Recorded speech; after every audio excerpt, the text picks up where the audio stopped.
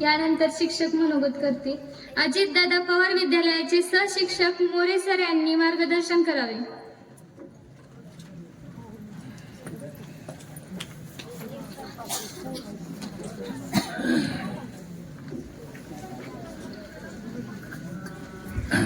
आजच्या या सुंदर अशा कार्यक्रमाचे अध्यक्ष, सुयश क्लासेसचे संस्थापक माननीय वसंत तळेकर, तसेच त्यांच्याबरोबर उपस्थित असणारे आपल्या शाळेचे संस्थाचालक माननीय गोरख काका, इयत्ता 10वीचे वर्ग शिक्षक माननीय Mane sir, Kurde sir, Dhawale sir, तसेच Barge sir, Kurde sir, Ubale madam, Priyanka madam, Doltode madam, Gutal sir, Pokate sir, Bhusara sir, Jankar sir, Dargude Tatya, Sauda Parkhe, Jankar sir आणि आपल्याला पाहुणे म्हणून लाभलेले नूतन विद्यालयाचे सहशिक्षक माननीय ढगे सर आणि आपला हा कार्यक्रम संपूर्ण महाराष्ट्रामध्ये प्रसारित करणारे आपल्याच केमगावचे सुपुत्र, ज्यांना आदर्श गोपालक म्हणून अतिशय मोठ्या व्यक्तींनी, पाळेकर सारख्या व्यक्तींनी सन्मानित केलेला आहे आणि त्यांची ही गोशाळेची उत्पादनं संपूर्ण महाराष्ट्रभर आज प्रसिद्ध करण्यात येत आहेत. नवे नवे त्यांना अनेक शहरी भागातून, मुंबई पुण्यासारख्या भागातून त्यांची ही या गाईच्या शेण असेल, मूत्र असेल, त्यापासून तयार केलेली त्यांची जी उत्पादने आहेत ती आज आपल्या मुंबई पुण्यासारख्या ठिकाणी त्यांचं मागणी त्यांची वाढलेली आहे आणि अतिशय सामाजिक क्षेत्रामध्ये, केमच्या पंचकृषीमध्ये ते अतिशय सामाजिक क्षेत्रामध्ये, शैक्षणिक क्षेत्रामध्ये अतिशय हिरिरीने काम करणारे असे आमचे सहकारी मित्र माननीय परमेश्वर तळेकर. तसेच मला वाटतं मी आवर्जून उल्लेख करेन की आपल्या तुमच्याच शाळेचा विद्यार्थी माननीय बरकडे मॅडम, ह्या खरे तर माझ्या विद्यार्थिनी आहेत आणि त्यांचा उल्लेख करावासा का वाटतो, कारण त्यांचा या शाळेचा विद्यार्थी आज MBBS चं शिक्षण घेतोय. त्यांच्यासाठी एकदा जोरदार टाळ्या वाजल्या पाहिजे, कारण इथं शिकलेला एका माझ्या विद्यार्थिनीचा मुलगा आज MBBS अतिशय उच्च शिक्षण घेतोय आणि चांगला अभ्यास करून तुमच्यासारखाच इथं बसणारा विद्यार्थी आणि त्यांची माता आज आपल्या स्टेजवर आहे. खरोखर अभिमान वाटावा. खर तर आज निरोप समारंभ आहे. निरोप म्हटलं की कधीतरी जायचंय, आलेल्या व्यक्तीला कधीतरी जायचंय. मी एक नाव घ्यायचं विसरून राहिलो, ज्यांनी आम्हाला आयुष्याची भाकरी दिली असे आमचे संस्थापक माननीय कैलासवासी पारखे साहेब यांना मी प्रथम अभिवादन करतो आणि मी 2 शब्द बोलतोय. कारण हा निरोप समारंभ आहे आणि हा निरोप समारंभ करत असताना आलेला माणूस कधीतरी जाणार आहे. विद्यार्थिनींनी अतिशय सुंदर असे आपले विचार मांडले. प्रत्येक विद्यार्थिनी फक्त मला वाटतं वाचून दाखवलं असू द्या तरी सुद्धा अतिशय छान बोलल्या. एक विद्यार्थी मला वाटतं त्यानं पाठीमागं रोहित्या लिहिलंय. तो विद्यार्थी मात्र काही न कागद न घेता बोलला. अभिमान वाटला. तर खर तर असे विद्यार्थी घडायला पाहिजेत आणि आलेल्या व्यक्तीला कधीतरी जायचंय. पण आमच्यासारख्या शिक्षकांना आज दुःख जरी आपण सुखदुःखाच्या उंबरठ्यावरती उभा आहोत, पण आमच्यासारख्या शिक्षकांना एक अभिमान वाटतोय की आम्ही वर्षभर नव्हे 5वी ते 10वी पर्यंत ज्या विद्यार्थ्यांना ज्ञानदान केलं तेच विद्यार्थी भविष्यामध्ये असं कुठंतरी काहीतरी नाव कमवून जाणार आहेत. रात्रीच कार्यक्रम मला वाटतं वडशिवणे येथे झाला बघा. तुम्ही कोण आलत? काका कुरडे माने सर होते, डवळे सर होते, मला वाटतं बरकडे मॅडम होत्या. काका नव्हते? तुम्ही होते होते होते, बरोबर. माने सर होते. हा, तर इतका आमचा शाळेचा विद्यार्थी आहे, अजितदादा पवार विद्यालयाचा तो विद्यार्थी आहे. काय कार्यक्रम बापा होते. खर तर तो विद्यार्थी आज MBBS ला फक्त 6,000 रुपयामध्ये MBBS ला लागला. विद्यार्थी कसा घडतो बघा. 6,000 रुपये अवघ्या. पुन्हा त्या UPSCच्या CMS म्हणून परीक्षा असते, तो देशात 25वा आला. देशात 25वा विद्यार्थी आपल्यासारख्या वडशिवणे सारख्या ग्रामीण भागात शिकणारा, अजितदादा पवार विद्यालयात शिकणारा विद्यार्थी, आणि त्याचा सन्मान तिथं ठेवलेला होता. खर तर आणि त्याचा सन्मान करण्यासाठी शिक्षकाचा सन्मान होता. हा, कृतज्ञता सोहळा होता तो. आणि त्या विद्यार्थ्यांनी त्याला ज्यांनी शिकवलं त्या शिक्षकांचा त्याने सन्मान सोहळा ठेवला होता, कृतज्ञता सोहळा ठेवला होता. आणि त्या सोहळ्याला जागतिक कीर्तीचे, ज्यांनी जगामध्ये अशी एक गोष्टच नाही किंवा डिग्रीज नाही त्याच्या पुढची, अशी डिग्री प्राप्त केलेले लहाने डॉक्टर, तुम्ही युट्यूबला वगैरे बघितलं असेल मुलींना, डॉक्टर लहाने, विठ्ठल लहाने, सर्च करा तुम्ही, आजही त्यांची व्याख्यानं तिथं पडतात. जागतिक कीर्तीचे ते सर्जरी तज्ञ आहेत. अमेरिकेसारख्या शहरामध्ये ते आज सर्जरीसाठी जातात विमानाने.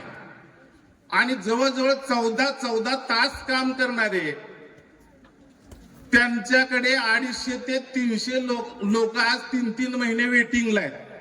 आणि असा हा महान माणूस, अवलिया माणूस, रात्री मला वाटतं या भगवानच्या या कृतज्ञता सोहळ्यासाठी उपस्थित राहिले होते. मला वाटतं येताना ते पळतच आले, जाताना पळत गेले. इतका वेळ कमी आहे त्या माणसाकडे. 14 तास काम करणारा माणूस, अतिशय उद्बोधनपूर्व विद्यार्थ्यांना ऐकण्यासारखं ते व्याख्यान होतं. आणि त्या व्याख्यानातून एकच त्यांनी सांगितलं, आई वडिलांची सेवा करा. शेवटी सर्वश्रेष्ठ तुमचे आई वडील आहेत. जगात आई वडिलापेक्षा कोणीही मोठा नाही. त्यांनी सांगितलं की मी अमेरिकेमध्ये असताना जागतिक कीर्तीचे सर्जन डाबर यांच्याकडे ते कामाला होते. ते स्वतः त्यांची खुर्ची द्यायला ते तयार होते, कारण त्यांचे ते हुशारी वगैरे बघून. पण त्यांनी सांगितलं की अमेरिकेमध्ये मला दवाखाना टाकायचा नाही. लातूर सारख्या ठिकाणी त्यांनी दवाखाना चालू केला. आणि त्यांचं एकच ध्येय होतं की माझ्या ग्रामीण भागातील पेशंटला सर्जरीचा फायदा झाला पाहिजे.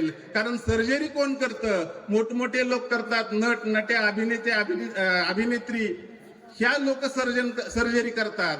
पण ही प्लॅस्टिक सर्जरी माझ्या ग्रामीण भागातील, लातूर सारख्या ग्रामीण भागातील विद्यार्थ्यांना, पालकांना असेल, गोरगरिबांना असेल, त्याचा लाभ झाला पाहिजे. आणि या दृष्टीने त्यांनी लातूरमध्ये येऊन ते स्थित झाले आणि तिथे दवाखाना चालू केला. सांगायचं तात्पर्य, मी त्यांचं उदाहरण का सांगितलं तर त्या इतक्या कठीण परिस्थितीतून घडलेले आहेत की रात्री त्यांनी त्यांचा इतिहास मांडला. कारण अभ्यास कंदिलावर केलेला माणूस, कंदिलावर अभ्यास केला, कंदिलाला तेल नव्हतं तरी सुद्धा एका सावकाराच्या मुलाबरोबर मैत्री केली. आणि त्या मुलाचं दुकान होतं, त्या सावकाराच्या मुलाचं, आणि तिथं फक्त त्याला कंदील म्हणून तेल मिळायचं. आणि यासाठी त्या मुलाबरोबर मैत्री केली आणि रात्र अभ्यास करून एवढ्यापर्यंत तो जाऊ शकतो, हे त्यांनी सगळ्या जगाला दाखवून दिलं. म्हणजे तुम्हाला सांगायचं तात्पर्य मला एवढंच आहे, मोठं होण्यासाठी तुमच्याकडे जिद्द, चिकाटी या 2 गोष्टी असतील, आत्मविश्वास असेल, तर आयुष्यामध्ये तुम्ही निश्चितपणे यशस्वी होणार आहे. कारण तुमचं व्यक्तिमत्व असेल. अनेक जगातील उदाहरणं पहा. मला वाटतं आकाश पोपळगट सारखं, मला वाटतं हिंगोलीचा मुलगा आकाश पोपळगट, जगातील सगळ्यात हुशार मुलगा, 350 कोटीचं वर्षाचं पॅकेज आहे त्यांचं, 350 कोटी. हा मराठी शाळेतला मुलगा आहे, आकाश पोपळगट, हिंगोलीचा आहे. मराठी शाळेत शिकणारा मुलगा, जगातील सगळ्यात हुशार मुलगा म्हणून गणला गेला आणि अमेरिकेसारख्या मोठ्या कंपनीने त्याला उचलला. 350 कोटीचं पॅकेज आहे. सचिन तेंडुलकर 12वी नापास. हे उदाहरण का सांगतोय? आपण सुद्धा कमी नाही, तुमच्याकडे सुद्धा जिद्द चिकाटी पाहिजे. काहीही तुम्ही होऊ शकता हो, आत्मविश्वास पाहिजे. सचिन तेंडुलकर 12वी नापास, परंतु आज त्यांचाच एक पाठ इंग्रजीमध्ये 12वीच्या विद्यार्थ्यांना अभ्यासण्यासाठी आहे. ही जिद्द आणि ही चिकाटी. तुम्हाला ज्या गोष्टीची आवड आहे त्या गोष्टीत तुम्ही करिअर करा. आवड क्षमता तुमच्या काय आहेत त्या क्षमता ओळखा आणि त्या गोष्टीमध्ये तुम्ही करिअर करा. आणि म्हणून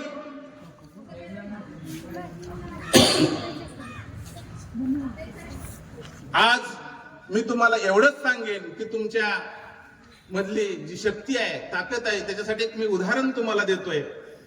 एक ख्रिश्चनाचं मंदिर होतं. एक ख्रिश्चनाचं मंदिर असताना त्या ख्रिश्चन साधारणपणे मला वाटतं इंग्लंड, अमेरिका, इंग्रज लोकांचं ते दैवत आहे. आणि त्या मंदिरामध्ये घंटा वाजवण्यासाठी एक पुजारी होता. आणि तो घंटा वाजवण्यासाठी पुजारी घंटा वाजवण्याचं काम करायचं, पण सगळे इंग्रजी लोक यायचे आणि ही पुजारी मात्र मराठी होता. त्याला काही इंग्रजी येत नव्हतं. मग त्यांनी त्या ख्रिश्चन लोकांनी असा एक कायदा काढला की ज्या पुजाऱ्याला इंग्रजी येतंय त्यानंच इथं नोकरी करायची. मग ह्याला येत नव्हतं इंग्रजी, हा पडला विचारात. मग तू इंग्रजीचा क्लास लाव वगैरे वगैरे वगैरे. मला म्हणलं तुमची नोकरीच करायची नाही. पण त्याला नोकरीहून काढून टाकलं आणि एक छोटस हॉटेल टाकलं त्यानं, चहाची टपरी. मग ते चहाची टपरी अतिशय चांगल्या पद्धतीने चालली. चहाच्या टपरीचं रूपांतर हॉटेलमध्ये झालं. हॉटेलचं रूपांतर पुढं छोट्या चांगल्या मोठ्या हॉटेलमध्ये झालं आणि मोठ्या हॉटेलचं रूपांतर पुढं 3 स्टार 5 स्टार हॉटेलमध्ये झालं आणि मोठा तो हॉटेलचा व्यवसायाचा बिझनेसमॅन झाला. मग असंच एकदा बिझनेसमॅन झाल्यानंतर एकदा अमेरिकेतील मोठे लोक म्हणा, चांगले उद्योगपती म्हणा, त्याच्या त्या 5 स्टार हॉटेलमध्ये आले. आणि 5 स्टार हॉटेलमध्ये आल्यानंतर एवढ्या 5 स्टार हॉटेलचा मालक कोण आहे त्याला भेटायचंय. मग त्याला भेटायला गेले, पण त्याला काही इंग्रजी येत नव्हतं. ते लागले इंग्रजी बोलाय. ते लागले त्याच्या तोंडाकडे बघायला. अहो, एवढ्या मोठ्या 5 स्टारचा हॉटेल तुम्हाला मालक आहे तुम्ही आणि तुम्हाला इंग्रजी येत नाही? अरे बाबानो म्हणला, इंग्रजी जर येत असेल तर मी आज घंटा वाजवीत बसलो असतो. इंग्रजी येत नाही म्हणून इथपर्यंत मी आलोय. म्हणजे सांगायचं तात्पर्य यातून एवढंच घ्यायचंय की तुम्ही तुमच्याकडे जिद्द, आत्मविश्वास आणि चिकाटी असेल तर तुम्ही या पदापर्यंत पोहोचू शकता. किंवा कागल जिल्ह्यातील बिरुदेव धनगराचा मुलगा, तो परीक्षेमध्ये पास झाला. तो काय करत होता त्यावेळेस तुम्ही ऐकलं का? मेंढर. मेंढराची केस कापत होता आणि निकाल लागला युपीएससीचा. कलेक्टर झाला. मेंढरा मागे हिंडणारा मुलगा, केस कापणारा मुलगा कलेक्टर झाला. हा बोध आपण घ्यायचो. मोठ्या बापाची पोरं मोठी होत नाही, हे लक्षात घ्या. ज्याने गरिबीचे चटके सोसलेले आहेत, कष्टाची जाणीव ज्यांना आहे, ज्याची कष्ट करण्याची तयारी आहे, अशीच मुलं घडतात, अशीच मुलं मोठी होतात. कुठलंही तुम्ही उदाहरण घ्या मोठी माणसं झालेलं, हे गरिबाचंच आहे.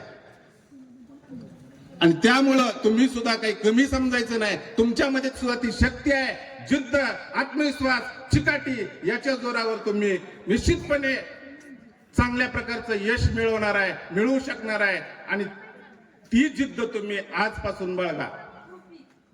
कारण 10वीच्या विद्यार्थ्यांना मला हे सांगायचंय, आणखी परीक्षेला अवकाश आहे 10-15 दिवस. तर मला कोरडे सरांनी सांगितलं, आमच्याकडे सुद्धा एक विद्यार्थिनी, मला वाटतं तिचं नाव आहे शिवानी मागे. सहज बोलता बोलता विषय निघाला. ती निरोप समारंभाला नको म्हणत होती. शिवानी, घाबरू नको, तुझ्याकडे जिद्द आहे, चिकाटी आहे, अभ्यास करण्याची शक्ती आहे. मी ही माणसं जी सांगितली, ही माणसं ज्याप्रमाणे घडली त्याप्रमाणे तू सुद्धा जिद्द आणि चिकाटीच्या जोरावर निश्चितपणे यशस्वी होणार आहे आणि त्याच्यासाठी आमच्यातर्फे तुला निश्चितपणे शुभेच्छा राहतील. तुला एवढंच सांगायचंय, विझलो जरी आज मी हा माझा अंत नाही, विझलो जरी आज मी हा माझा अंत नाही, पेटेन उद्या नव्याने हे सामर्थ्य नाशवंत नाही, हे सामर्थ्य नाशवंत नाही. छाटले पंख जरी माझे पुन्हा उडेन मी, छाटले पंख जरी माझे पुन्हा उडेन मी, या जगात आडवायाला, या जगात आडवायाला आता कोणतीच भिंत नाही, आता कोणतीच भिंत नाही. एवढं बोलून मी माझं 2 शब्द संपवतो. जय हिंद, जय महाराष्ट्र.